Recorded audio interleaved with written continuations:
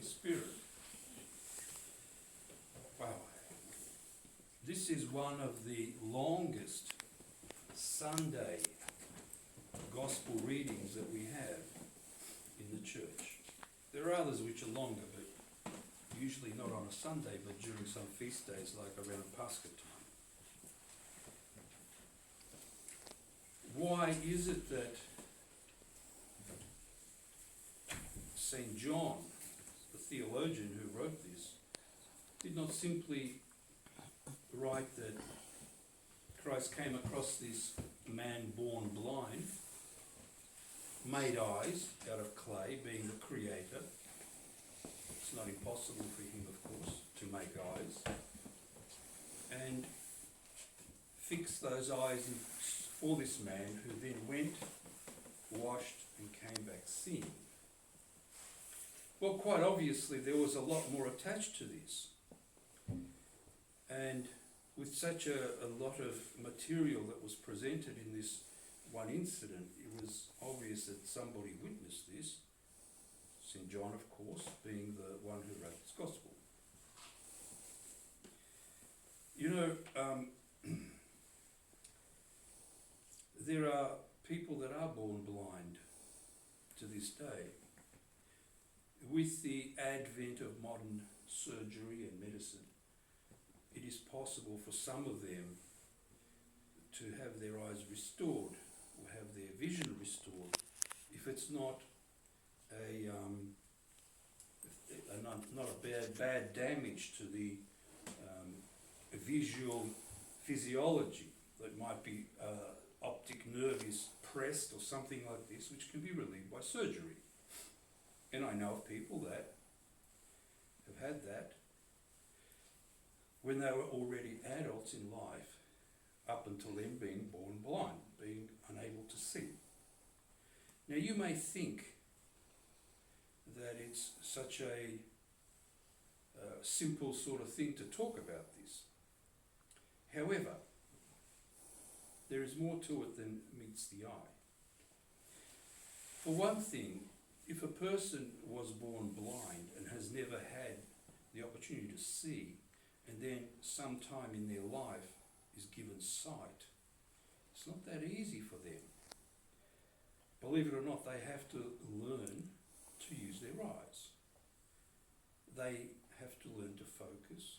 They have to learn to judge distances in particular, because some of them, not being able yet to judge distances, have walked out of third, fourth floors of buildings to their detriment. So whilst it's a marvellous and incredible thing that somebody has their sight restored, it's also plagued with these sort of things that they have to get used to it, for anyone that has had that situation. Obviously here we have a different thing. This man had his eyes made through the clay, like Adam was made from the clay, and had it restored. And he had the full faculty of that miraculously given to him. He didn't have to spend time getting used to vision, getting used to being able to see. This only confirms that this was indeed a miraculous event, and not some sort of situation where Christ could have restored sight by some sort of manipulation of the body or something to that effect. No, it was a miraculous incident. But it doesn't stop here. In his Sermon on the Mount, Christ makes this comment. He says that the lamp of the body is the eye. The lamp of the body is the eye. And then he says, how dim is that eye, or how unable it is to see properly, is an indication of your spiritual state. If your eye sees wrongly, then your soul becomes darkened. You know what I mean. This is what this is all about, actually. It's one thing, visual sight of physical, but we have other eyes, the eyes in the heart. And these are the eyes that we're talking about here. The eyes that see evil or good, and whether they pursue the evil or the good in their life. Anyone who has ever read any spiritual material will know that one of the first things that is given to us in spiritual life is to watch our eyes. Watch what we look at. Watch what we stare at. Because through that, as Christ says on the Sermon on the Mount, can enter sinful dispositions. And therefore the eyes are very important in how we use them. We don't just look at anything which can have a detrimental effect upon the soul. The ears are the same, and to some extent even more so, because through the eyes we have some sort of control to look away. If something is happening, there might be something passionate that we might observe. But the ears cannot block out sound without you running away itself or putting something in your ear. And that goes straight to the heart and can affect you. This is why they say that music can be a very important aspect in spiritual life. What you hear can affect your spiritual life to a great extent. That's a separate topic in itself. There are, of course, many saints in our church who were indeed blind. Some born blind, some became blind. One of the most recent ones that is very famous, Saint Matrona the Blind, whose relics are in Moscow. Quite a large cathedral there in Moscow, and every week when the services are there, numerous people line up to venerate her relics, stand in a queue, and she gives people great help in their life. Isn't that strange? Born blind, she never saw, and yet she understands more than any of us. When she meets people or met people that she'd never seen before, she knew all about them, their before, their current and their after state, and was able to assist them in their lives.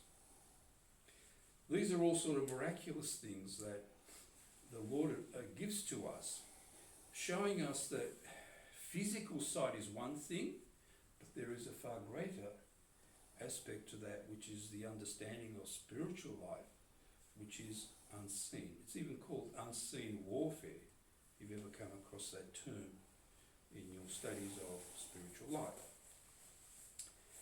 We then go on into this great dialogue of the Pharisees and the authorities there of the synagogue trying to put down this man, trying to stamp out the fact that he was miraculously given his sight. And they don't stop. They just don't stop. Even after harassing his parents, they finally enter into derogatory and start to call him born in sin and a sinner, and having met a sinner and whatever.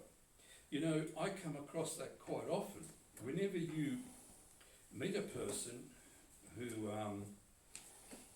might want to believe in Christianity, in truth, and has certain ideas, and if you try and correct that, some of them will enter into this because they really don't have any way to counteract the truth that Christ has given us. And so they can only attack with derogatory and swearing and all these sorts of things, which is very strange, because if you are looking for truth in your life, if you're a genuine seeker of truth, why would you do that?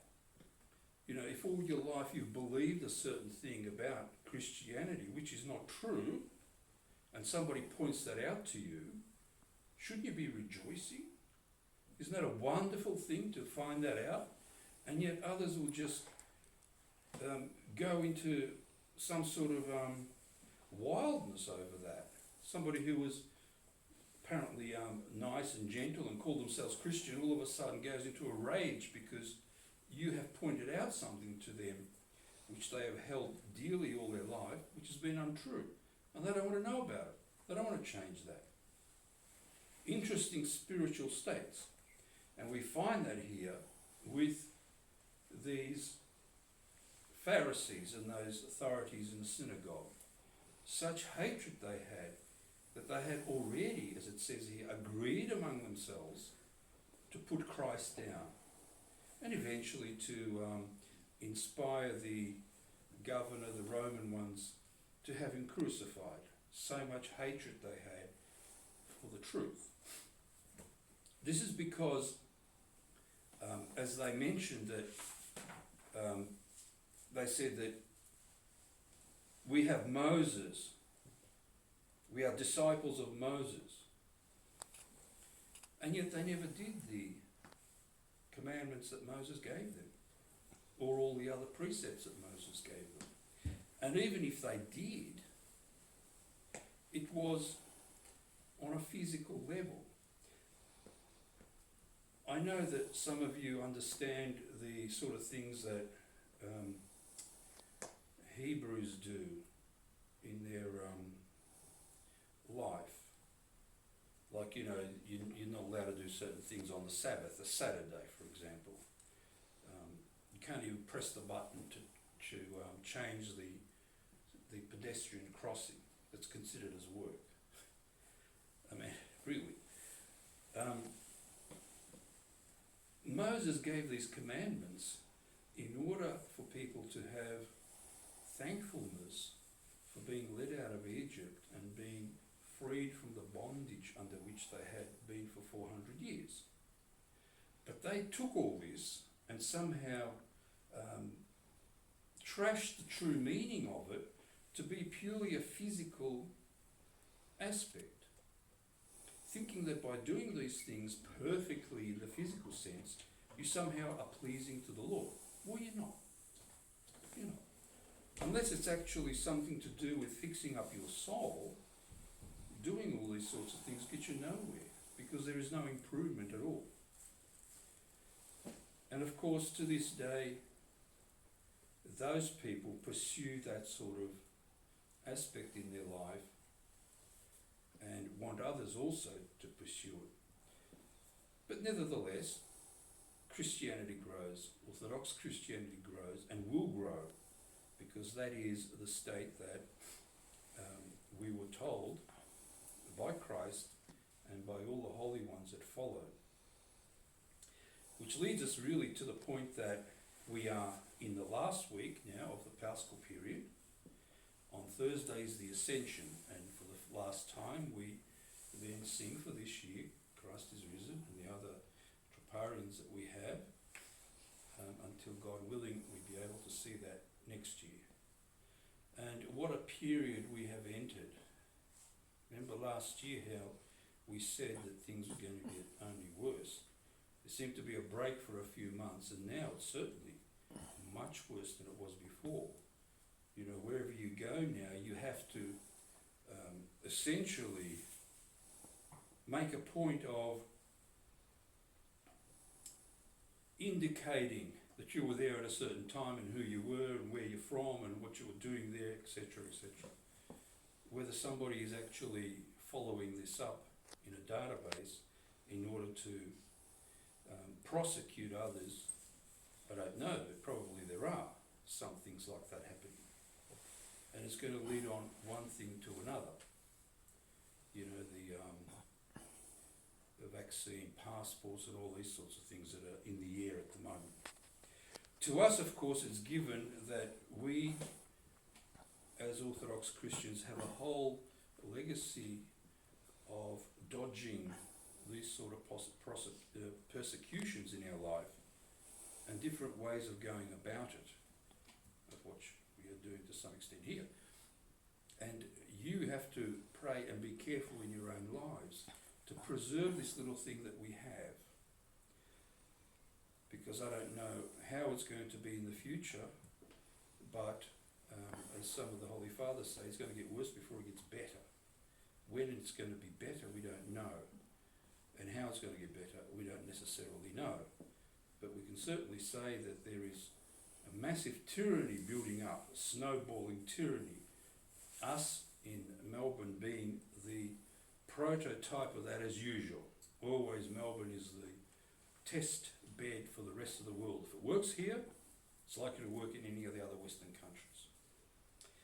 God help us, really help us, because it's really getting serious now in our lives. It's no longer this nice thing where you come to church on Sundays, you know, and it's also happy and la-di-da.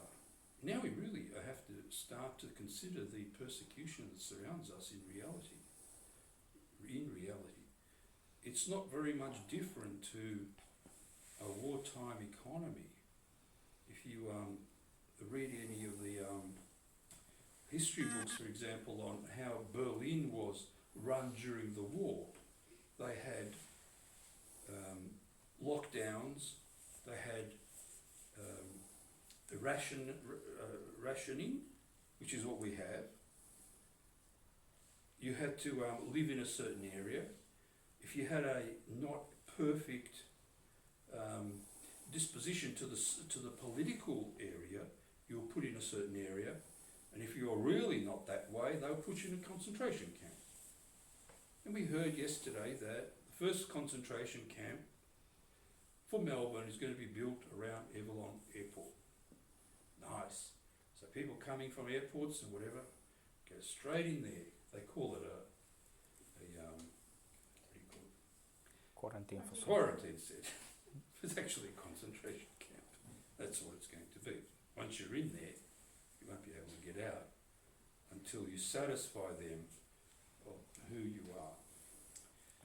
So please be careful in your life and pray about this and do all you can to preserve what you have, because it's not hard to lose that if we are not careful. God help us and preserve us to see another Paschal period next year in our life on much better terms. Amen.